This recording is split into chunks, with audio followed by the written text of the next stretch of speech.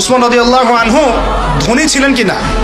তো নবীর কাছে গিয়ে বলছেন যে আমার ধন সম্পদ খুব বেশি বাড়ছে, ইয়া রাসূলুল্লাহ আপনি সম্পদ একটু কমানোর দোয়া করেন তো আমার জন্য। চিন্তা করা যায় মানুষ এমন দোয়া কেউ করবে এই যুগে? আচ্ছা, নবী সাল্লাল্লাহু আলাইহি ওয়াসাল্লাম বললেন তুমি উটের পিঠে গাধার পিঠে খাওয়া দাওয়া করো, ঠিক আছে, খাওয়া দাওয়া করো।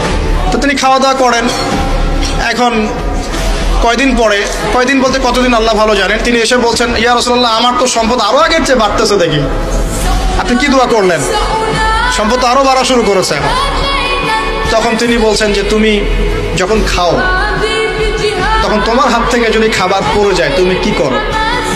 তিনি বলেছেন আমি আমার হাত থেকে খাবার যদি পড়ে যায়, একটা দানাও যদি পড়ে যায়, আমি উটের পিঠ থেকে নেমে সেই খাবারটাকে তুলে পরিষ্কার করে তারপর খাই।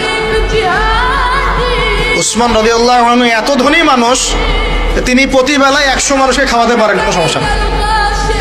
তিনি একাই তাবুকের যুদ্ধে 30,000 সৈন্যের দায়িত্ব নিয়েছেন। 30,000 সৈন্য 3 মাস যাবে, যাত্রা বিরতি করবে, খাবে দাবে, তাদের ঘোড়া অস্ত্রশস্ত্র সব দায়িত্ব একজন ব্যক্তি বহন করেছেন, ওসমান রাদিয়াল্লাহু আনহু। কত বড় ধনী আপনি চিন্তা করেন। উনার মতো ধনী কোনো পররাষ্ট্রমন্ত্রীও নাই পৃথিবীতে এখন, কোনো বিশ্ব নেতাও নাই ওনার মতো ধনী, এখন কেউই নাই। আর উনি কিন্তু তার এই ধন সম্পদ সুদের মধ্য দিয়ে অর্জন করেন নাই, তার ধন সম্পদ দুর্নীতির মধ্য দিয়ে অর্জন করেন নাই। তার ধন সম্পদ তিনি কিন্তু এই যে অন্যের সম্পদ অন্যায়ভাবে দখল করে অর্জন করেন নাই। তিনি সম্পদ অর্জন করেছেন বৈধ পন্থায়, হালাল ব্যবসা করেছেন নাকি না?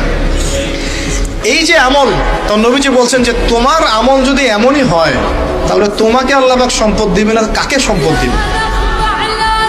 মানে তুমি আল্লাহ পাকের যে সম্পদ রিজিকের যে শুকরিয়া আদায় করো, কৃতজ্ঞতা প্রকাশ করো যে আল্লাহ আমাকে ভালোবেসে রিজিকটা দিয়েছেন, আমার হাত থেকে পড়ে গেছে, আমি তুলে খাই।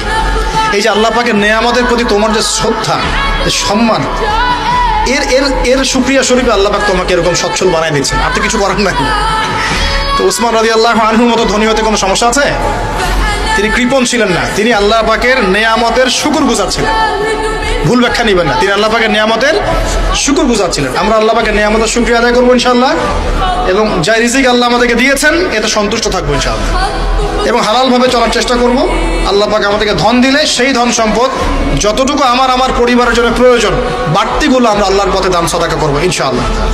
আল্লাহ পাক আমাদের সবাইকে আল্লাহর রাস্তায় দান করার তৌফিক এনায়েত করুন।